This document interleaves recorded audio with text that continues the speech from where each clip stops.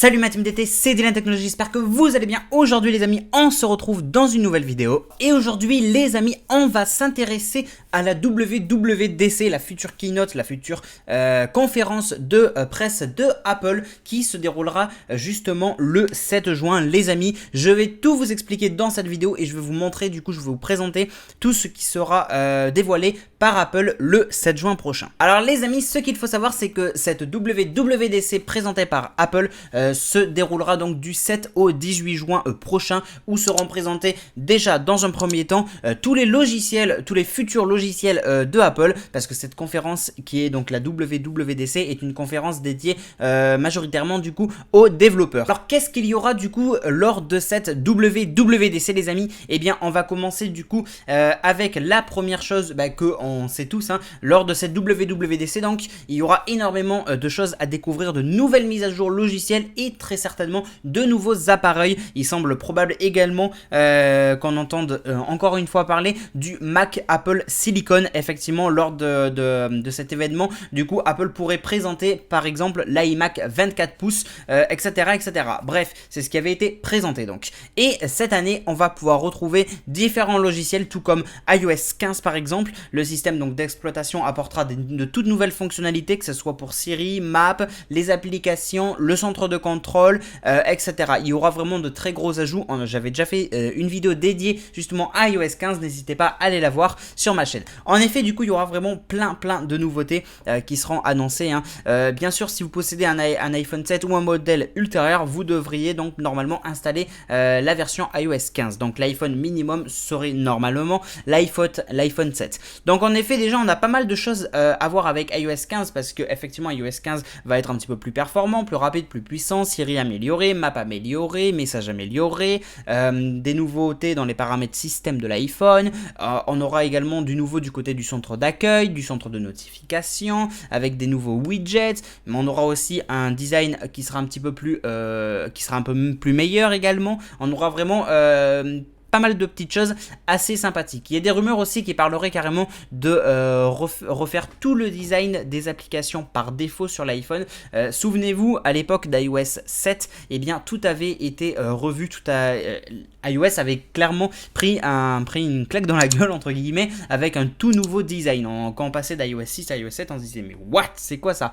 Alors peut-être qu'il y aurait un énorme changement du côté design, ce n'est pas sûr, ce ne sont que des rumeurs, donc à prendre avec des pincettes. Les amis, il n'y a pas que ça. D'ailleurs, j'en profite également pour vous informer que lors de la WWDC, donc le 7 juin prochain, je serai en direct pour vous la diffuser. Donc n'hésitez pas à vous abonner, à activer la cloche pour recevoir toutes les notifications, comme ça vous ne la manquerez pas du tout. En effet, il y aura bien évidemment au programme, si iOS 15, il y aura iPadOS 15, donc la version iOS mais sur iPad. iPadOS 15 lui sera un stade de développement assez intéressant, précisément depuis qu'il s'est détaché de iOS en 2019, souvenez-vous. Donc là c'est pareil, toutes les nouveautés que je vous ai dites concernant iOS 15, eh bien ce seront les mêmes que iPadOS 15, sauf que bien évidemment à quelque chose près, il y aura certaines fonctions qui seront dédiées à l'iPad et d'autres non. Donc ça en fait partie. On aura bien évidemment macOS 12, donc effectivement ce sera bien évidemment une grande version améliorée de macOS 11 à l'heure actuelle.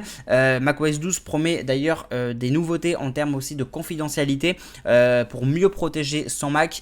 Bien sûr, macOS 12 va aussi aller un petit peu plus vers l'avant pour installer les applications iPhone sur les Mac. C'était déjà le cas actuellement, mais en vérité, j'ai même pu faire des tests. C'est pas foufou encore, hein. Donc il y a encore du boulot de ce côté-là et justement macOS 12 va justement pouvoir y remédier. On aura bien évidemment WatchOS 8 qui aurait aussi une petite compatibilité supplémentaire avec la série 3. Et oui, ce serait fort possible qu'on puisse télécharger et installer WatchOS 8 sur une Apple Watch série 3, comme c'est le cas pour moi par exemple. Mais je vous avoue qu'entre nous, et même Apple l'ont dit, c'est déconseillé d'une certaine manière parce qu'en fait, en soi, on pourrait, hein, tout comme on peut actuellement télécharger les dernières mises à jour de WatchOS sur une Apple Watch série 3. Mais je sais pas, pour certains d'entre vous qui l'auraient peut-être. C'est très compliqué parce qu'avec l'Apple Watch série 3 qui est en 8 Go de stockage, eh bien c'est vraiment très compliqué. Et encore 8 Go, je suis gentil, hein.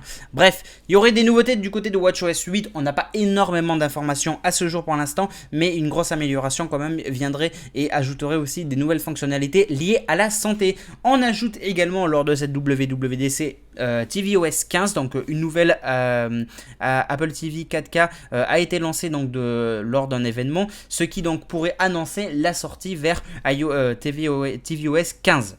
Voilà, on aurait également de nouveaux appareils, et alors là, écoutez bien et restez bien assis. Alors les amis, souvenez-vous, à l'époque de la WWDC, il y a quelques années, voire beaucoup d'années même, avait été présenté l'iPhone 3G, l'iPhone 3GS, l'iPhone 4, l'iPad, le HomePod, des Macs, etc.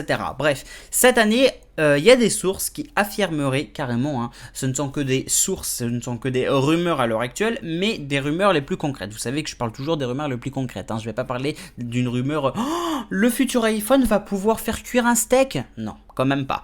En effet, du coup, certaines sources affirmeraient l'arrivée d'un nouveau MacBook Pro, d'un nouveau MacBook Air, voilà, accompagné d'un iMac et d'un nouveau Mac Mini. Tout ça, bien sûr, repensé dans un tout nouveau design, dans une toute nouvelle puissance et accompagné de notre chère et tendre puce Apple M2, Apple Silicon M2. Bien évidemment, tout ça, ce ne sont que des rumeurs, encore une fois, mais c'est vrai que ce serait potentiellement possible. Maintenant, à voir. Il ne faut pas oublier que Apple s'était fixé 2 ans pour rendre tous ses Macs compatibles avec la puce M1. C'est déjà le cas, effectivement, pour les produits que je vous ai annoncés qui pourraient potentiellement être présentés, à savoir le MacBook Air, le MacBook Pro, etc.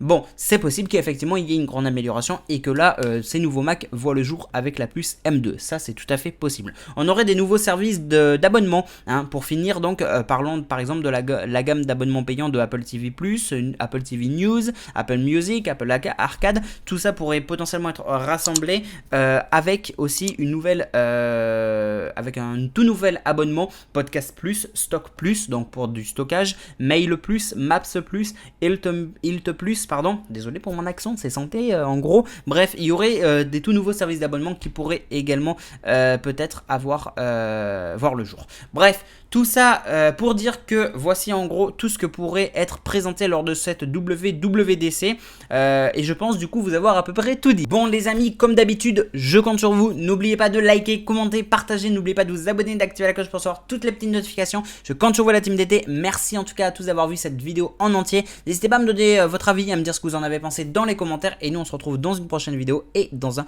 futur live. C'était Dylan Technologies. Salut tout le monde, ciao.